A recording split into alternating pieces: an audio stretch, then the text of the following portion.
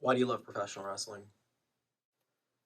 Uh, I mean, I guess you go as far back as to my brother and my dad watching it when I was 2, and loving it from there. But I love it because it makes me feel. A lot of it makes me feel. I love it because of the complexity of actually doing it. It is the chance to be anything that you want to be, because like I feel like when we're in our everyday routines in life and stuff like that, we have to play within like a certain sandbox, and whenever we get a chance to wrestle, we get to do just more of like what we really want to do and be out here, because you can be anything. You can be the craziest, you can be the funniest or the goofiest or the strongest, toughest, or whatever. It can literally be anything. Anything you can want in a good story, professional wrestling has to offer, just through the medium of, two people between the ropes. And there's such a special kind of connection that you can make as an audience member, kind of witnessing that. And then there's also an even different type of connection you can make as a performer actually doing it and connecting with the audience. And you can almost become addicted to it.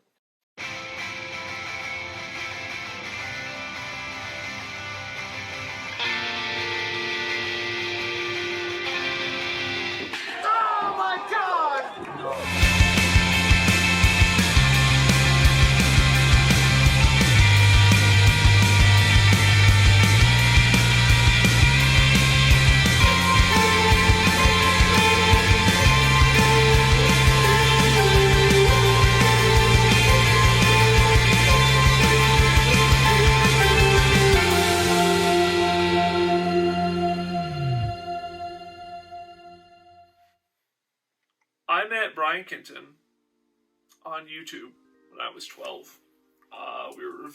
We both reviewed wrestling shows.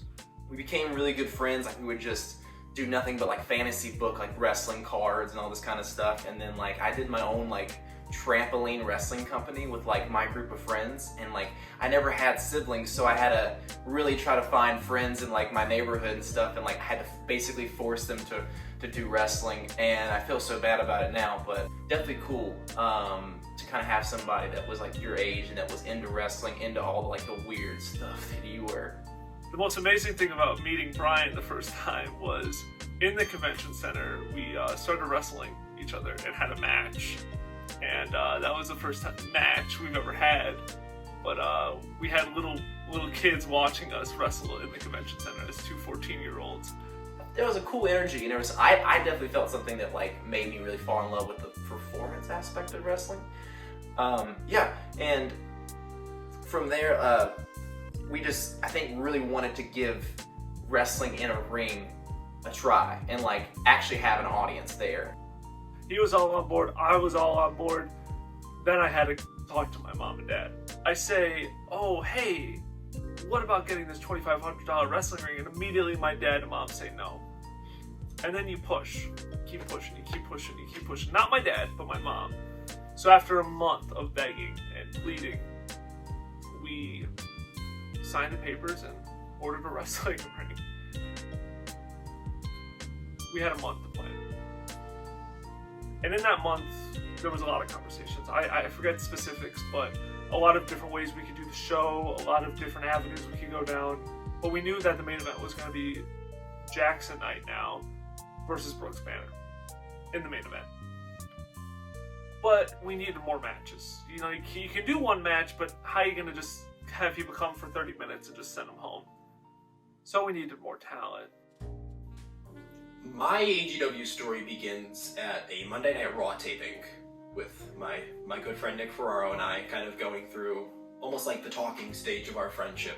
So we're sitting there enjoying the show, and at one point he kind of, leans over to me and he kind of gets my attention. And I go, hey man, I'm doing this backyard wrestling thing. I'm getting a ring. I was wondering if you want to be in it. I was hooked. I was beyond in. It was the quickest yes I've ever given to anything. And it was like, sure, I could have had no idea what I was getting myself into at that point. But yeah. And that one moment in Wachovia Center at Monday Night Raw, that really changed AGW and how we formulated the show. Get morphed into this crazy show with like a referee, a ring announcer, theme music, and then like a match program, and rental chairs, and a stage, and just the whole 9 yards, and it came together so quickly, and we had a ring. We're actually doing this. You're actually about to wrestle in front of people, you know, and I can't describe to you the feeling of sitting behind that curtain in a $20 mask I bought online, in Zubaz pants I bought from the Salvation Army. How is this group of high schoolers going to react to you? Do you doing what you love, showing your craft, you know? So going into that match, I was terrified. Walking out of that curtain, I could still feel the anxiety. While the matches were good leading up to the main event, I didn't feel like anything was going to bring people back. So this match had to bring people back if we wanted to run more shows. We really wanted this match to be like crazy and wild, and we wanted people that actually like came out to see this to go away thinking that was actually crazy. For what it needed to be, it was perfect. A lot of hard-hitting stuff, a ladder bump, chair bumps, ring bumps, devastating bumps. But we booked a shit finish. I went for a V-trigger, a jumping knee, and I hit Nick right in the dome piece, and I was going to fall 1, 2, 3, and that would be the end of it, and the crowd would go, wow.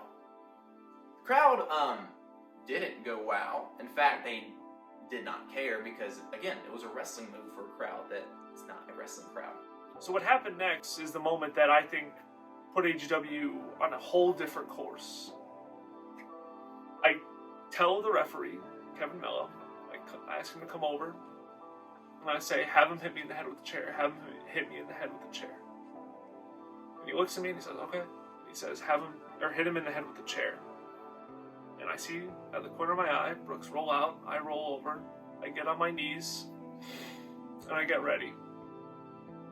As he swings this ancient metal chair, heavy as a rock, over his head, and lays it down on my head.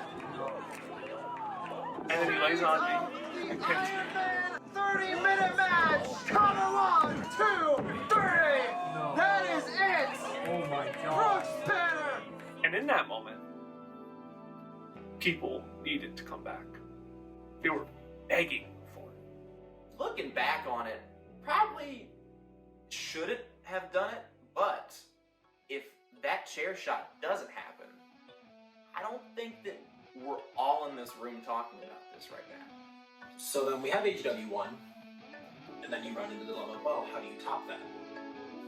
You have Brooks leaving, who's arguably our most, talented and crisp wrestler. So that kind of leaves the flag for Nick and I to bear.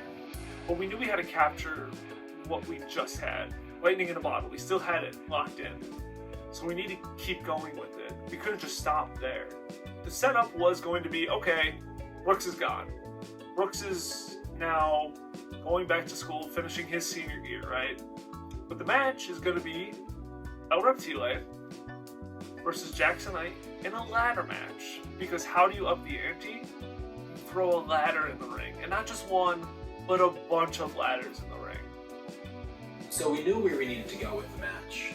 We need to kind of establish two things. A, that Jackson Knight is a monster. He just lost, but he had to get hit in the head with a chair to lose. And we had to establish that Jake Razmovich is a bitch. That he's not at that level. That there is a clear difference between these two wrestlers, so that we can move our story forward. So I remember throughout the match, it was Nick dominated for the most part. I was getting my ass handed to me, I was getting thrown around, he ripped my mask open at one point, and it got to the point where it was damn near desperation for El Reptile, until he brings out the equalizer. And he grabbed the cane and hit me a gross amount of times. I remember having a loose plan of, okay, you're gonna hit me with the cane a few times. Sure, whatever. Hit him a couple times, he rolls out of the ring, I do my little jump, cool, that was the plan.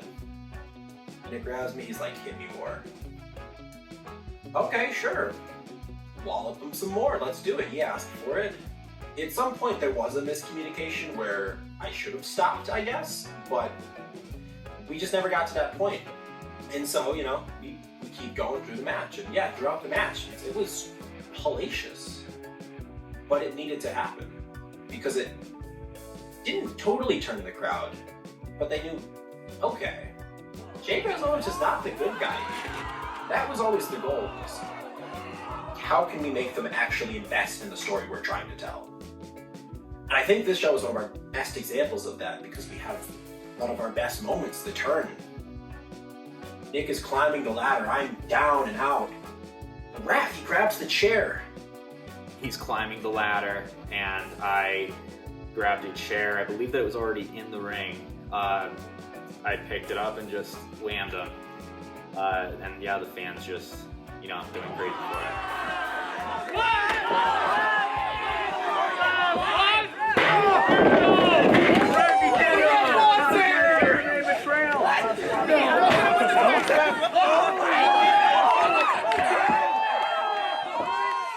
That's when I kind of knew that, okay, as much as pain I'm in right now, this worked.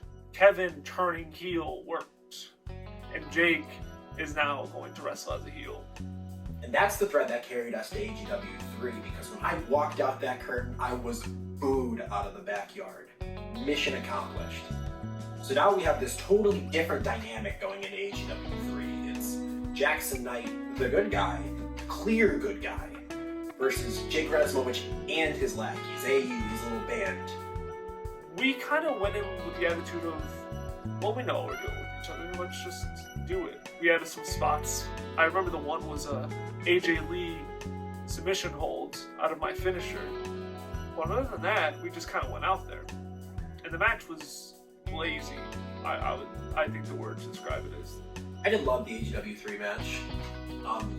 Specifically, my least favorite moment of the match was when Nick got his receipt on me for AEW 2. Nick took the cane, trained it all the way behind his head, probably hit his back with it. Man, I've never felt anything like that. My body flew up out of reflex. The match was horrendous. Going back and watching it, I still can't. I watched the moment. The one moment that I think brought some people back to AEW was when Jake climbed on that roof and jumped off. But other than that, it was really forgettable. And that really sucked. I won the match and Jake got the belt. I put myself over for the first time and it didn't feel good because it didn't feel meaningful. The show sucked. I mean, the show was a waste of time. The lightning was gone after the end of the show. At least I felt. I was very disappointed in it. And that disappointment kind of carried me throughout the entire winter. And sure, I think after the last two shows, AEW was in a fine place. I think in, our sick, insecure heads, we convinced ourselves that we had to come back swinging in AEW 4. It's tough, it's high school, life moves so slow sometimes. And it's like, sure, we were cool 2 months ago, but are we still cool? Like, can we still go? If we host AEW 4, are people still going to come to this show? We needed something big, so throughout the entire winter, we did segments with 24/7 to set up that. And this is when our Instagram really started to grow. This is when we started to get an audience that was beyond just Holy Cross High School. We started to get audience from other schools, from other people. And this was a big deal for us because people were going to come that we didn't know, maybe. And I think that's why it was so big. That's why we had our biggest number of people there at the time. But the main event was going to be me, Jake, and Brody. Now, Jake and Brody were in AU together. There was some tension of who's the bigger guy since Jake took the belt from Brody, but, nothing crazy just yet. So it was how do you balance the interplay of, well, it's technically 3 people who are in this match wrestling each other for the World Championship, but 2 of the guys are on the same team. So there's a lot of really interesting kind of 2-man spots we were able to muster with, throwing ladders and canes around, and teamwork kind of stuff. And then it got to the point where, okay, sure, they're partners, but it's every man for himself. There was a specific moment of the match where I'm laying in a heap on the ground, and Kevin Mello is on a ladder. I'll never forget this. Jake's telling me this spot in the weeks leading up, and I say, Jake, that's not gonna work. People aren't gonna get that. And Jake said, Nick, trust me, people are gonna get this.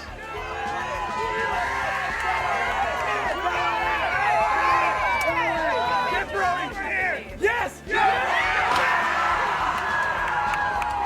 That was a moment that people remember from that match. You believed the emotions that they had. And that's when Jake became a babyface again. He was only a heel for about a show and a half, I'd argue, but man, now was the time to turn him. And then, the match itself, I win, I finally get the title, woohoo, go me. And now was a time where fun was going to truly take off. This was the moment where AEW, after the 4, and the amount of good feedback that we got, AEW was about to ascend, I think. This was our show to make a statement. And how do you ascend? You bring back the guy that started it with you. My favorite opponent, Brooks Banner. I came back with an attitude of like, I'm all about like just having this crazy match. Like I was like just itching because like I've been watching like a ladder match from AEW too. I'd watch like this crazy Kane segment, and I'm about to come back and like I'm gonna have to fucking top that. Like Nick won the belt, and like nobody knows me. I hope people care. And I came back and we had our match, and we kind of went into the match like knowing it was gonna be pretty rough. And I think even like Nick's parents, my parents, everybody like kind of around knew we were gonna get wild. They were just like hoping that we didn't get too crazy. I remember coming out on the deck before the main event of AEW 5. I had welts all over my back because I just had a cane snapped over my back. I was bleeding, it was gross. But I was like, nope, I can't miss this. These guys are gonna kill each other and this is gonna be awesome. Well, little did I know they actually killed each other. For as much as this show birthed a new For Anything Goes wrestling, it also almost saw it crumble. And God, I wish I could talk about it. I wish I could sit here and say we had a good one, but I don't know anything about that match. On the first one, the first moves of the match, going back and watching it, I was hit with a sling blade, and remember folks, I'm not trained at this point. I'm not a trained professional wrestler, and I smacked my head off the wood. A very thin layer of padding. That didn't knock me out though. So he gets a head injury to the back of the head, and he still was cognizant, I guess, but he wasn't there for a lot of the stuff, like, cause he just got fucked up. And we kept going though, and I'll give this to Nick, is that he's really fucking tough, and he's really fucking like, I don't know, he will do anything for the crowd, and I feel like people don't understand like how much he would sacrifice like his well-being just to hear like a fucking pop. Important to note, we had a very strict no chair shot to the head rule after AEW won. And at one point in the match, Brooks grabbed a chair and chucked it right at Nick's head. And as I'm sitting there on the deck right next to Nick's mother, I can see her turn around and wince. And then you kind of see her facial expression change from one of enjoyment to now I'm not only pissed off, but I'm scared. And that's the mood from there on out.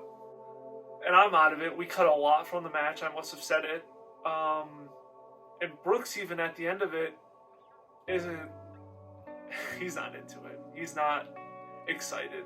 He's holding the title up with a face of just emptiness. He doesn't care. He's worried about his friend. He always says that. Rightfully so. He crawls right onto his kitchen floor and he just sits there with his glassy-eyed look. You can kind of tell, like, he's not really there. The next thing I remember is sitting on my kitchen floor drinking a gallon of water with my mom yelling at me and crying. And it was devastating. That whole day, I don't remember a thing of it. I don't remember having a match with Jake and Maddie and Molly.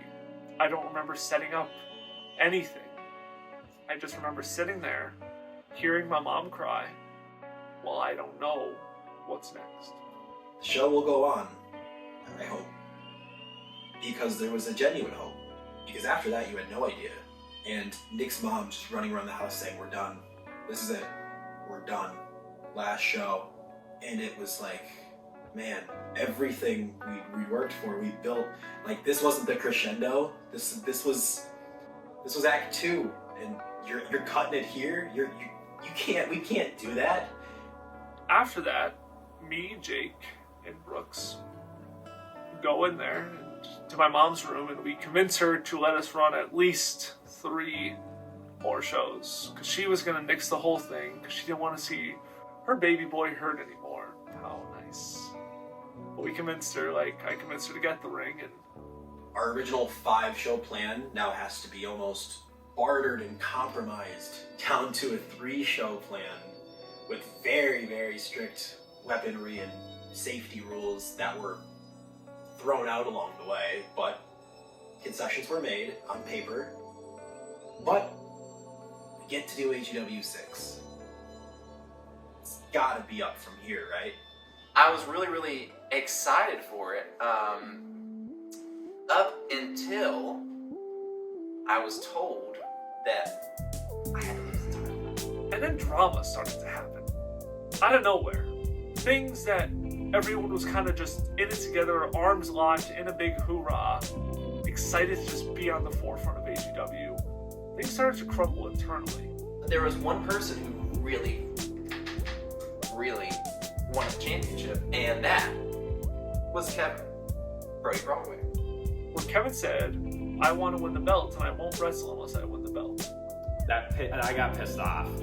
So, I really told Nick, Brody needs a title run. It doesn't even have to be long, but Brody needs a title run. So all of a sudden, you're backed into a corner. You're booking with your most, I wouldn't say overheel, but the only guy that calls girls sluts and pieces of trash in the ring. But you have to put a belt on him. Thus the ladder match. Thus the start of me hating AEW in a way.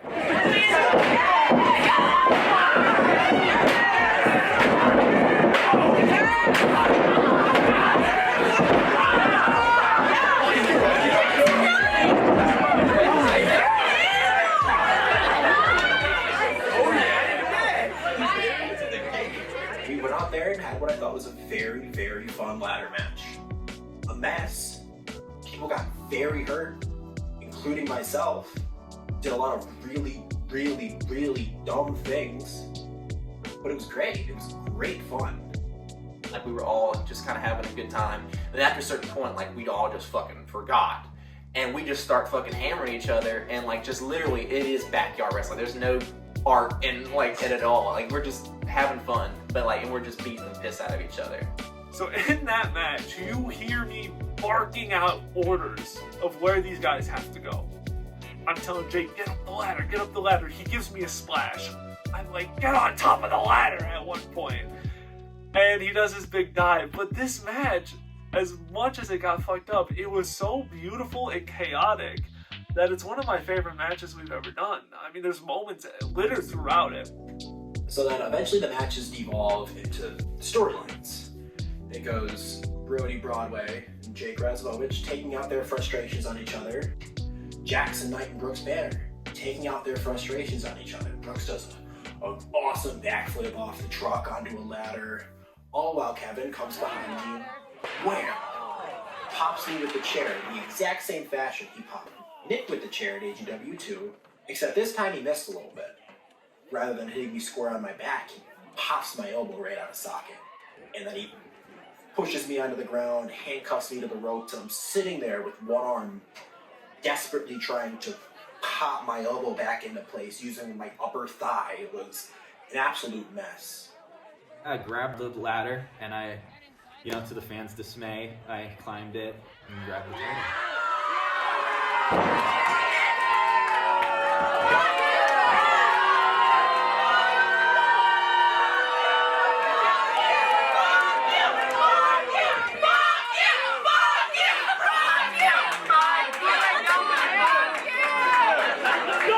He wins the match. Surprised people didn't throw things at him. It's great. We move on to the next show. Oh, it's the next night. Only problem is I have zero movement in my elbow. Nothing. And as the night progresses, I make a friend call to Jake and I say, "You're not gonna wrestle tomorrow." So the show day comes, and Jake is there. He's arguing with me that he wants to wrestle so bad, he needs to wrestle so bad.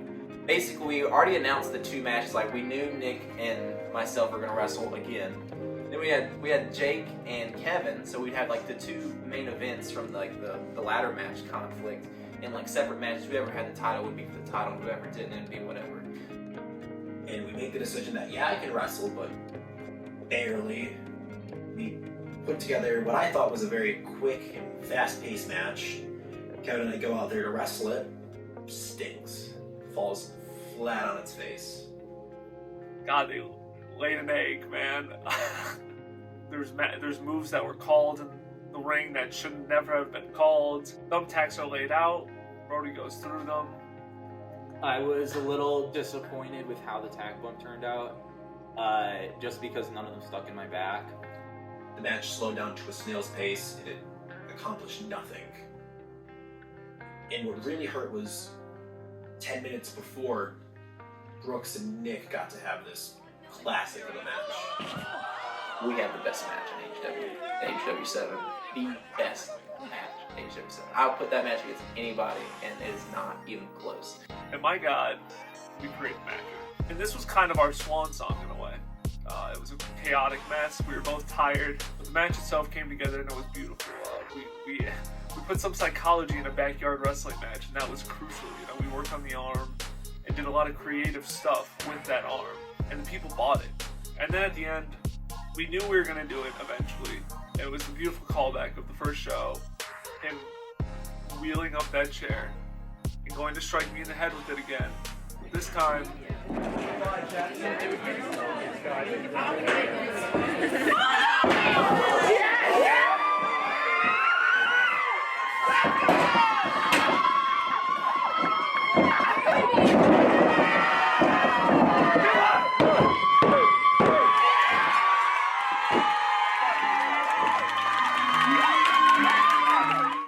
in that moment, I still get chills about it. Even though there wasn't a lot of people, the energy was so palpable there. And I rise, and I hit my finish, 1, 2, 3, and that was our story. Kind of probably should have ended right there. But then I had to put myself over, because fuck everyone else. So I come out as per stipulation, and no one understands why. I'm sure not a single person in that crowd understood why Jackson Knight came out, raised Jake's hand, hit him with the stiffest clothesline that may have knocked him out, I'm not sure, and then picked him up and hit him with a bunch of chairs and then pinned him to turn heel. And as soon as I did that and held the championship, I got cheered. So, again, failed mission. As much as I think AEW 6 and 7 had quality wrestling on them, as overall shows, they're absolute failures. Because they failed to accomplish the one mission that we had in mind, that was build to the crescendo. The triple threat. The 3 guys who've been at the top of the card this whole time. Jake Razumowicz, Jackson Knight, and Brooks Banner. This was the epitome of what everything has been leading to. The interwoven storyline of me and Brooks always at each other's neck, who would get the last laugh. The storyline between Jake and me that started at AEW 2, where he cost me the title and then I cost him the title over bullshit things. It all interwove with me and Jake and Brooks, who was the second guy, you know. It was very, we were there, we were in it. AEW 8 should have been the best match AEW ever put on. It was the 3 guys I think most synonymous with it, and if not, the 2 guys most synonymous and the best wrestler, you know, and it wasn't. We all were kind of just not helpful to each other, you know. We all wanted to do our own thing. We all really kind of got big egos and didn't really care anymore. It wasn't a, oh, I'm so excited to do this. It was a, let's get this over with. I feel like we burned ourselves out by having those back-to-back shows and having so many like crazy stuff happen, like with everybody. Like there's just a lot of drama involved and who has the belt. And I think it was such a headache that like everybody just kind of threw up their hands. I was like, whatever, like who fucking cares anymore? And the match wasn't like bad, but it wasn't like what we envisioned, like us going out on, even though like we already set up these high expectations for ourselves. And maybe that was the reason why we didn't like it as much. It was tough because a lot of the moments we had planned that we thought were going to be big just weren't. And when the first moment doesn't hit, when the second moment doesn't hit, the match just kind of devolves. Because, well, what, is nothing going to work? Nothing went right for me. I didn't enjoy it. I think a lot of it has to do with the mindset I was in at that time.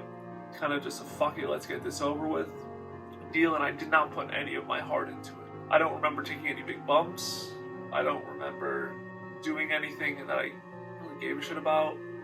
I just remember being disappointed before I even walked out of that curtain. And it ends with this kind of slow pace taking apart of the ring, which, you know, sure, we thought was going to be etched in symbolism and very cool, but just slowed it down even more. And rather than building to this real moment, it didn't. It was like a merciful end. That sucked.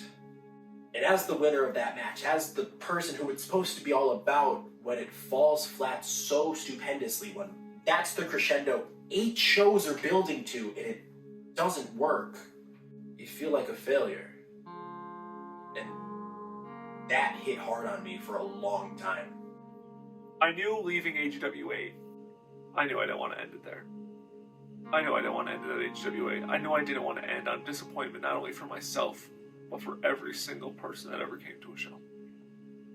And I was like thinking, after I get done with this backyard wrestling stuff, I want to go get trained and actually become a pro wrestler. And that was big for me because I was like, I need to find something to do, and I just love wrestling. It's all I've ever like really loved. And as we kind of transitioned away from AGW, Brooks got to go off to wrestling school, and then Nick had to continue on with his life, his now adult life. And then I had to just go back to real high school. You know, the one thing that got me through the last year and a half, 2 years up to that point was AGW. And it's not that it's over. I wasn't satisfied. It wasn't over in my head. I'll be honest, in August and September, I did not think, and probably October, I didn't think of AGW. And I just felt like everything was just slipping away out of my grasp. I was losing myself there. I was really out of it. But then in November, Christmas, around that time, I really started to say, God, I wish I did that. Oh, I wish we did this. Oh, this would have been fun. Oh, that would have been good. And I would play it back, and I would think about things I could have done differently constantly. Until a couple months later, Nick, he comes to me and says, hey, I'm thinking about 2 more shows. We're gonna do it 10 times bigger this time. We're taking out all the stops. We're not gonna let the pride and the feelings of last time get in the way. We're gonna do it. So how do we come back? How do you not only reaccumulate your old crowd into what was going on, but, you know, tap into this new audience we could have? We came up with the best of 16, the best of AGW tournament. And my God, was AGW Night a show. And God, you could see the excitement in my eyes because this was the best show we ever did. That was, in my opinion, the best AGW show. Nothing comes close to it. I think it by far just destroyed every other one. I mean, this lead up was from January to, I believe, June. Like, this was a long build up. We had moments, we had storylines interwoven between, we had promos. I mean, this was the time, and we were ready. The tournament, it was hard, and my God, it was going to be our biggest challenge, but me and Jake looked at that challenge with excitement. It wasn't, oh God, we have to do this again. No, this time it was, let's fucking do this. AGW 9 would have been the perfect one-show for AGW. It had everything you came to see. We had comedy, you had drama, you had suspense, you had surprise, you had the hard-hitting weapon and action, but you also had genuine moments of joy and laughter. It was really anything you could ask for out of a wrestling show. There was little moments planned out here and there that were all nice, and Gianna upsets Brody, which was one of the greatest AEW moments of all time. Not one of the greatest matches, one of the greatest moments.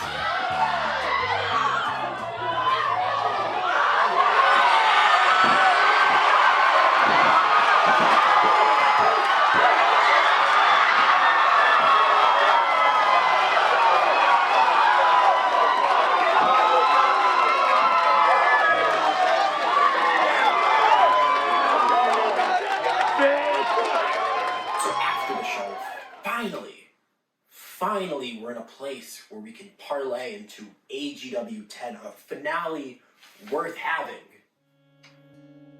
Until everything that could possibly fall apart falls apart. We had 2 wrestlers back out at the last minute. We have 10 rewrites. We have shooting of promos. We have so much piled on that all the old stressors came back tenfold. But throughout all that, we had the story. And we created this beautiful package to show it. This 3-minute expose of Nick and I's 10-show history with each other. When we go to show it to the crowd, right before the final match, right before the bell is supposed to ring, the thing that's supposed to build suspense towards our match, it takes 45 minutes to set up. People start getting up, people start leaving. You want to talk about taking the wind out of the sails, damn near cap sailed the boat. And I remember in that moment, this is very vivid, we were sitting at my kitchen table, and I say, Jake, I'm watching people leave right now. Let's just have fun. Fuck it. And go out there and have fun we did. And thank God that translated to the crowd as well. Every moment in that wrestling ring was pure bliss. We killed it. It was beautiful though. I didn't want it to end. I wasn't tired. My adrenaline was just pumping. I was just enjoying every single moment of it. We bit on almost everything. And it was so much fun. And Nick and I are just throwing each other around. At one point I'm chained up to him, he's chained up to me. We're pulling each other around. And we're just out there having fun. I remember during our ladder stage, the final stage of the 3-stage of Hell match, you're knocking Jake just on a ladder and just shoot. He didn't know it was coming, but I was like, man, I don't want this match to end. What do I put here? Oh, let me just throw this kid on a ladder. Looking at my best friend in the middle of that ring, passion was back. It was fun again. It felt the same way it felt at AGW 1, where we were doing it not because we had to, because we had an obligation to, because we were the wrestlers, but because we loved it. We were obsessed with it. We were so obsessed with that we had to show everybody what we can do. That's what it felt like again. It was exciting. And throughout all the action, the bombs, and the chair shots, and the cane shots, it all builds to this moment, the final moment. You're 6. Attaboy! Attaboy, man! Grab it, Jake, grab it!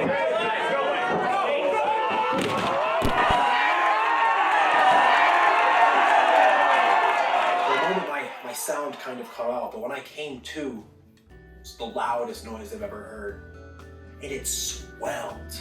And I started to climb, and it felt like every single run was, everything that I did in AEW, all 10 shows.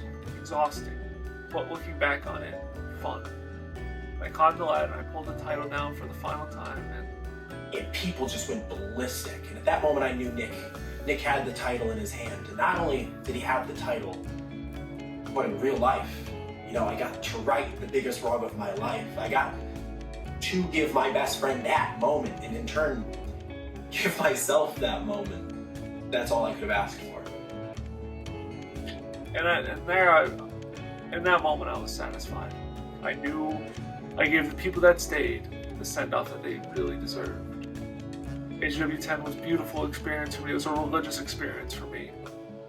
And I'll never forget that moment, being on top of the ladder, looking down and knowing it's over.